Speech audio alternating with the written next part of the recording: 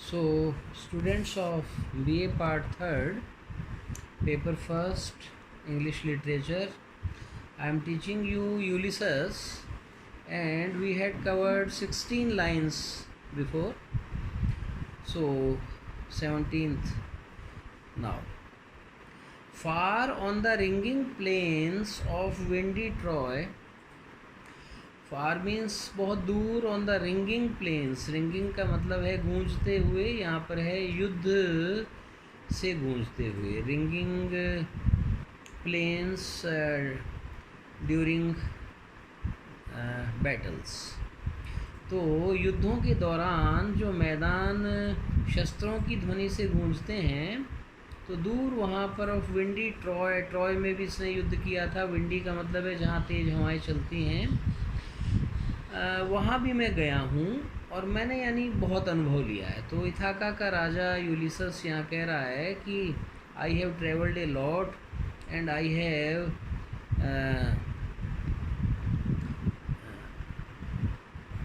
Put in great adventure in my life. तो my life has been very adventurous and I have taken part in many battles and wars also. I am a part of all that I have met, और मैं उन सब का भाग बन गया था जो भी मुझे मिला। तो एक बहुत आप लोगों के लिए सीखने की बात है कि जो मनोयोग से काम करता है वो ऐसा लगता है कि उस काम का पार्ट बन गया। जैसे आप अगर पढ़ते हैं तो आप बुक का पार्ट बन जाते हैं, जैसे आप और बुक में कोई अंतर नहीं। यट ऑल एक्सपीरियंस, फिर भी जितना मेरा अनुभव है, इज़ एन आर्क, वो एक आर्क के समान है। आर्क कहते हैं, जैसे आप जानते हैं अर्धचंद्राकार, जैसे इंद्रधनुष वगैरह होता है। वेयर थ्रू, जहाँ से ग्लीम्स दैट अनट्रेवल्ड वर्ल्ड, चमकता है। अनट्रेवल्ड वर्ल्ड का मतलब अभी भी ऐसा कुछ भाग है इस विश्व का जो कि मेरे द्वारा यात्रा जहाँ की नहीं की गई है। तो ऐसा अनुभव इतना अधिक होने के बाद भी मुझे लगता है कि अभी तो और भी ज़्यादा लिमिटलेस वर्ल्ड है, तो बहुत जगह जाना बाकी है जहाँ की यात्राएं नहीं की गई। उस मार्जिन, जहाँ की सीमा रेखाएं फेड्स, धुंधला जाती हैं, फॉर एवर, हमेशा के लिए, एंड फॉर एवर, हमेशा हमेशा के लिए। तो जैसे आप एक पहाड़ पर चढ़ जाओ तो ऊंचे पहाड़ से नीचे की घाटियाँ और मैदान धुंधले पड़ते पड़ते धीरे धीरे फेड हो जाएंगे, जैसे कि आगे कोई और क्षितिज आ जाएगा, कोई किनारा नहीं है, लेकिन आगे आप चलते जाएंगे तो और किनारा बढ़ता जाएगा और बढ़ता जाएगा। तो किनारा तो वैसे भी नहीं आ सकता क्योंकि पृथ्वी गोल है, वहीं पहुंच जाएंगे जहाँ से चले थे, लेकिन फिर भी बहुत बड़ी है ये इतनी छोटी नहीं है कि एक व्यक्ति अपने पूरे जीवन काल घूमता रहे तो भी इसको सारा कवर कर सके। तो अभी भी यानी बहुत अनुभव लेना बाकी है। व्हेन आई मूव, जब मैं आगे बढ़ता हूँ तो मुझे लगता है कि अभी तो और बाकी और बाकी। How dull it is to pause, तो वो कहता है कि कितना डल है रुकना। तो बहुत से लोगों को आराम पसंद नहीं होता, रुकना नहीं चाहते। तो ये इस प्रकार का योद्धा था, बड़ा भारी वीर था, बड़ा शक्तिशाली था, और इसके अंदर जोश और उत्साह की कमी नहीं थी। तो ये कह रहा है कि ये रुकना तो बड़ा डल काम है, रुकने में क्या आनंद है। टू मेक एन एंड, मान लो यात्रा का आनंद ही चला जाए कि यात्रा खत्म हो गई। तो यात्रा खत्म नहीं होनी चाहिए, सदा चलनी चाहिए इसके अनुसार। टू रस्ट अनबर्निश्ड, और रस्ट आप जानते हैं जंग को बोलते हैं, जर आ जाता है लोहे में। तो कहने का आशय ये है कि अगर किसी तलवार को पड़े रखा जाए तो वो जंग खा जाती है, उसमें शाइन गायब हो जाती है। Not to shine in use, और यूज़ में रहती है तो उसमें शाइनिंग बरकरार रहती है। इसी प्रकार से हमें चलते जाना चाहिए, चलते जाना चाहिए, रुकना नहीं चाहिए। ये इसकी फीलिंग्स है। एज दो टू ब्रीद ओवर लाइफ, जैसे जीवन सांस लेना है, सांस कभी रुकती नहीं है, ऐसे ही यात्राएं नहीं रुकनी चाहिए। लाइफ पाइल्ड ऑन लाइफ, एक जीवन पर दूसरा जीवन पाइल अप हो जाता है। पाइल का मतलब है ढेर लगता जाता है उसका।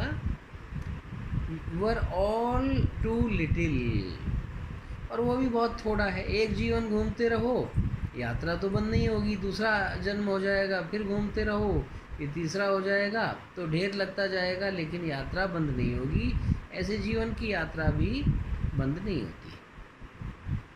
And of one to me little remains, और मेरे लिए अब थोड़ा ही रहा है, क्योंकि मैंने एक एक क्षण का उपयोग किया है, और ज़्यादा ऐसा नहीं लगता कि यात्रा बहुत लंबी बची हो अन्य मनुष्यों के समान।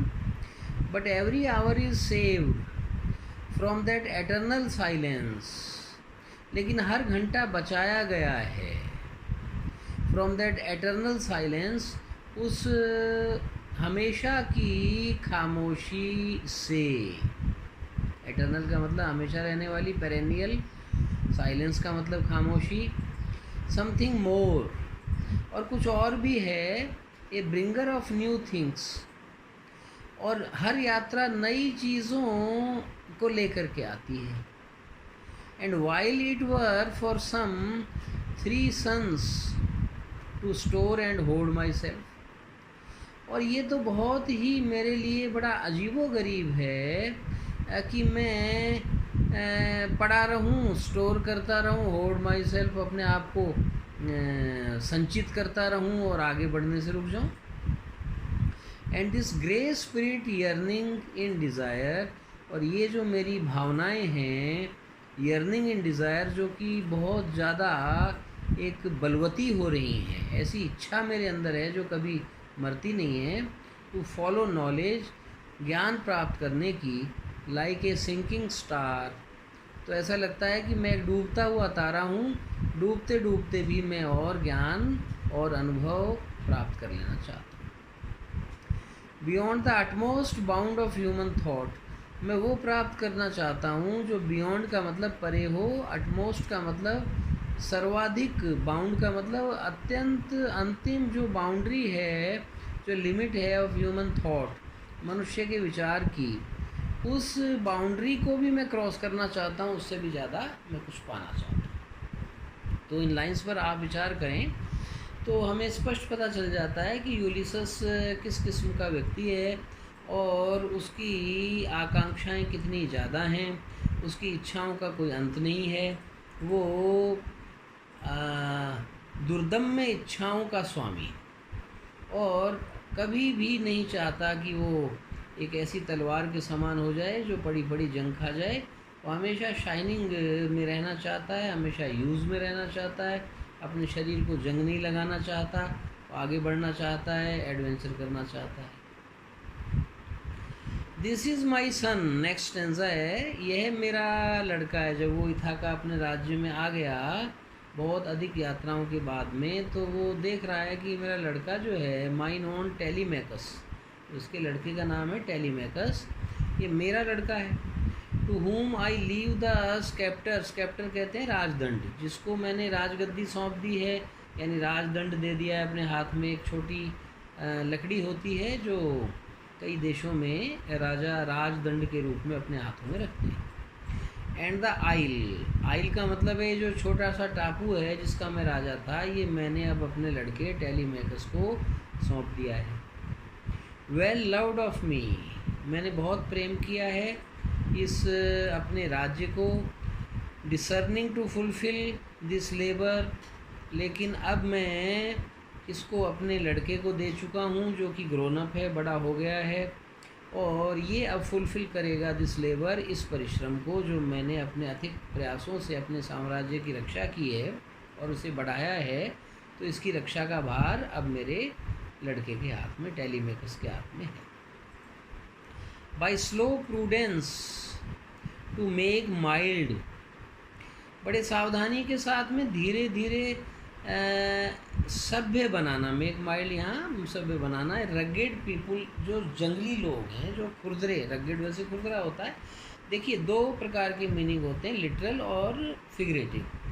तो लिटरल मीनिंग होता है शब्दार्थ और फिगरेटिव मीनिंग होता है भावार्थ। तो आपको भावार्थ लेना पड़ेगा, क्योंकि डिक्शनरी से काम नहीं चलेगा पोएम्स में ख़ास तौर पर, और लिटरेचर में जनरली भावार्थ होते हैं। एक वर्ड के 20 अर्थ होते हैं, कौन सा अप्लाई होगा ये देखना पड़ता है। तो यहाँ रगेड का मतलब रफ सरफेस्ड नहीं है, यहाँ ऊबड़ खाबड़ लोग यानी असभ्य लोग, जंगली लोग हैं जो उस ज़माने में उसके शासन में रहा करते थे। तो उनको सभ्य बनाना है बहुत धीरे धीरे सावधानी पूर्वक। And through soft degrees subdue them, और बहुत धीरे धीरे सॉफ्ट डिग्रीज का मतलब एक साथ नहीं, डिग्रीज से शनै शनै। सबड्यू देम का मतलब उन्हें अपने अधीन भी रखना है, to the useful and the good, ताकि राज्य का भला हो सके और वो भी राज्य के प्रति उपयोगी सिद्ध हो सके। Most blameless is he means Telemachus. Centered in the sphere of common duties, descent not to fail in offices of tenderness. तो कहने का मतलब ये है कि वो ब्लेमलेस है, उस पर कोई आरोप नहीं लगाया जा सकता, अपनी ड्यूटी कुशलता से निभा रहा है, आगे भी उससे ही उम्मीद है। Centred in the sphere, sphere का मतलब साम्राज्य, क्षेत्र, तो मध्य में, सेंटर्ड तो उस क्षेत्र के मध्य में, ऑफ कॉमन ड्यूटीज़ जो एक राजा के सामान्य कर्तव्य हुआ करते हैं। डिसेंट नॉट टू फेल, और वो कभी भी इसमें फेल नहीं होगा, असफल नहीं होगा, डिसेंटली सारे कामों को करेगा। इन ऑफिसेज ऑफ टेंडरनेस, और ऑफिसेज का मतलब यहाँ है ड्यूटीज़, टेंडरनेस का मतलब है माइल्ड, माइल्ड ड्यूटीज़ जो एक नरम कर्तव्य होते हैं, ज़्यादा कठोर नहीं। राजा कभी कभी कठोर होता है, लेकिन वो शत्रुओं और अपराधियों के प्रति होना चाहिए, अन्य प्रजा से उसे दयालुता का व्यवहार करना चाहिए। एंड पे मीट एडोरेशन, और वो मीट का मतलब यहाँ पर है सूटेबल, एडोरेशन का मतलब है पूजा, और वो आवश्यक उपासना भी करेगा to my household gods, मेरे घरेलू देवताओं की। तो हर राजा देवी देवताओं की शरण में भी रहता था, और उसका कारण भी था कि कहीं युद्ध नहीं हो जाए, कोई महामारी, कोई अकाल, कोई बाढ़, कोई इस प्रकार की आपदा ना आए। तो भगवान को, देवी देवताओं को भी निश्चित रूप से पूजना पड़ता था। तो ये कह रहा है कि ये हर प्रकार से मेरा स्थान ले चुका है, अपनी ड्यूटीज़ को निभाएगा, और जो घरेलू देवता यानी इस राज्य के देवता हैं उनकी भी उपासना करेगा। व्हेन आई एम गॉन, जब मैं इस दुनिया से चला जाऊँगा। He works his work I mine, तो अब वो अपना काम कर रहा है, मैं मेरा करूँ। भाई मैं तो अब बूढ़ा हो गया, मरने से पहले और अनुभव ले लूँ, और यात्राएं कर लूँ, और नॉलेज प्राप्त कर लूँ। वो अपना काम कर ही रहा है, उसको सौंप दिया गया राजकाज। तो ये यहाँ तक आप मार्क कर लीजिए। नेक्स्ट जो लाइंस हैं वो अगले लेक्चर में ख़त्म हो जाएंगी। Thank you, that's all.